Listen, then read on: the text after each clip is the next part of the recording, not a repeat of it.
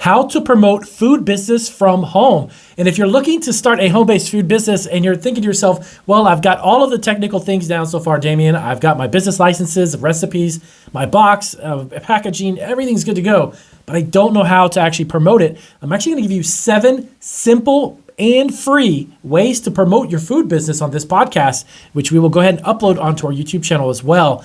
But we're going to cover those 7 particular things and give you some explanations as to how to implement them and make them work for you. It takes a little bit of time and it costs you absolutely nothing.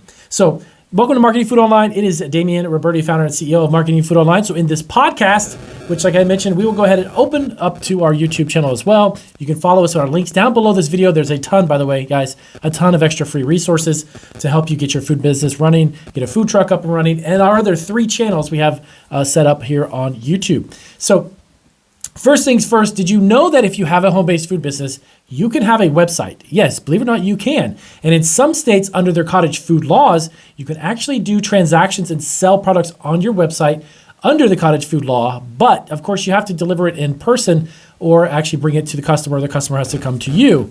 But setting up a website is a great way to promote your home-based food business. So if you're looking for a way to do it right off the bat, number 1, create a website. Now, how do you do that, Damien? Well, if you're not familiar with the website creation and you're looking to have someone do it, you can actually hire someone even on Fiverr. And Fiverr, they can actually create a website for you. It's probably, you get one anywhere from about $50 to $75 and up.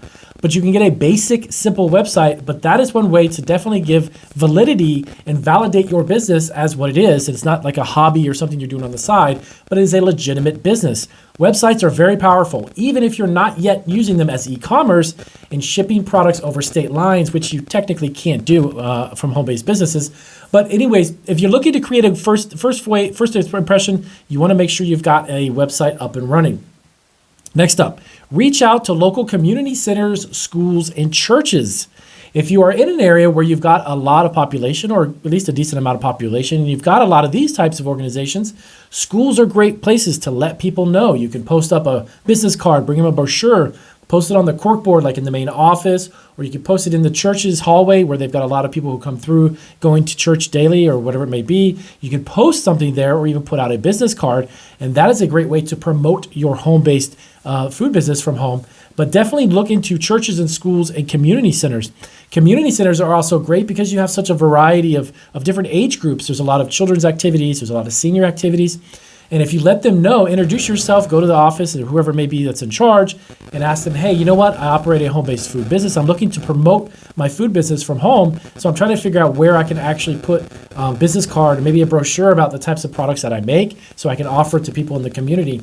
That is a great way to get exposure to literally thousands of people, absolutely free, because they normally don't cost you, they don't charge you any money to put those things up. But definitely look out for local organizations like that, schools, and even some universities and colleges don't mind having you put information up or even have a student pass out leaflets or flyers or handouts, something like that to people, students on the campus of those universities. Of course, you need to double check with them first and ask them if it's okay for you to do that.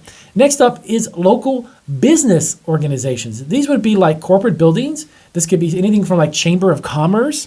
These are places who love, and actually they were created for that purpose because of small businesses. Chamber of Commerce is a great place. Plus, the great thing is if you make a product that could potentially appeal to a local other business owner, they may buy a large quantity or a big bulk order from you just because you put a brochure or a business card or a little pamphlet or information or a flyer in the Chamber of Commerce. There's normally a section in every Chamber of Commerce that has an area where you can put bulletins or information or you can network with other local businesses. But doing this, again, it costs you $0. And it's literally an opportunity to reach out not only to just individual people to buy a product, but businesses. If you have a product that would go great in a gift basket, for instance, and there's a local gift basket business maker who has gift baskets and they're looking for new products, and you've got a product and they come across it because of your business card, you could drum up tens of thousands of dollars worth of business with just one other business in the community because you went to the Chamber of Commerce. So look for organizations that are business affiliate or recognize the fact that maybe even a city hall or a business licensing office allows you to put some information there, because every new business or other businesses that have to renew their business licenses always have to go to that office to renew them. You never know who could come across and see your information. Next up, Local Facebook groups. Yes, Facebook. You always hear about social media, specifically the word Facebook. Well, local Facebook groups are fantastic in spreading very quickly a simple message or a tagline about who you are and what you make, or even a link to your website where people can see the products that you make locally at your home. Now, local Facebook groups could be community groups that are in your area, could be dedicated area organizations within a certain zip code even. So not only the people that you may reach just around the corner or in a neighborhood across the street or down the road, but people that are in the same zip code but are maybe 5-10 miles away that you would personally never even come in contact with.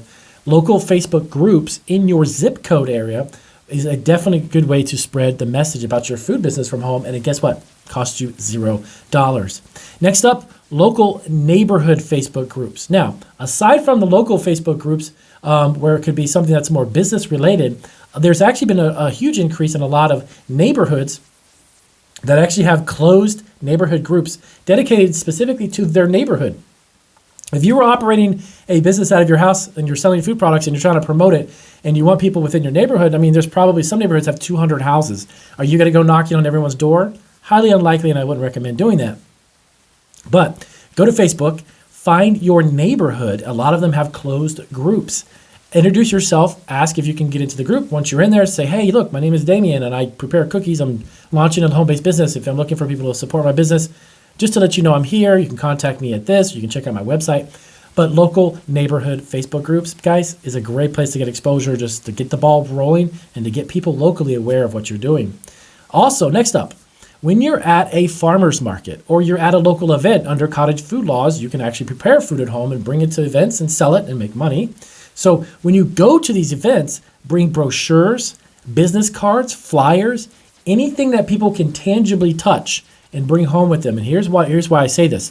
Not just word of mouth. If someone comes and buys some cookies from you at the farmer's market and they love them, they bring them home and they got the little label and maybe you have a website on there. A lot of times people will remember things more if they touch something or they have something in their hands or they put it in their purse or they fold it up and put it in their wallet. But business cards, flyers, things that are tangible can be touched. It's a psychological thing. If you have something like that along with the product that you have a better chance of remembering who it is and what it is, and then coming back and repeat customer, coming back every weekend when you're at the farmer's market or local event, wherever it may be. But those are things that are simple and they don't cost actually much of anything. I know I mentioned all this was free, but printing up a flyer even at home, it costs pennies. So things that, remember, they can touch and feel and take home with them, aside from the product. That's another great way to promote your food business. Next up, post your business cards and flyers and brochures in local businesses. Now, this is a little different than the take on, for instance, the Chamber of Commerce or any of that sort. Local businesses, definitely in the area where I live, there's hair salons and nail salons, beauty salons, local cookie shops, even local other businesses that sell food, pet shops. They love the local community vibe and community feel. Check to see with the store owner or store manager if you can put up all of those types of products. Normally they have like a cork board or they have like a community board. Post your business card up, post a flyer up, post up anything where you can put up where people can recognize that you have a business locally that's a food product business. And that is another way, the seventh way, to actually promote your food business locally and do it for free. So these are 7 simple, easy ways to implement advertising and marketing at a localized level when you've got a food business from home and you're just starting, you're not really sure of how to do it. These 7 ways can easily boost recognition and awareness of what you're doing and definitely get the wheels going and start your food business and create some revenue. So if this was helpful, please do give me a big thumbs up. If you have questions about any of these 7 ways to actually promote a food business from home, do give me some questions down below. You can comment down below the video, and I'll see you guys on the next video.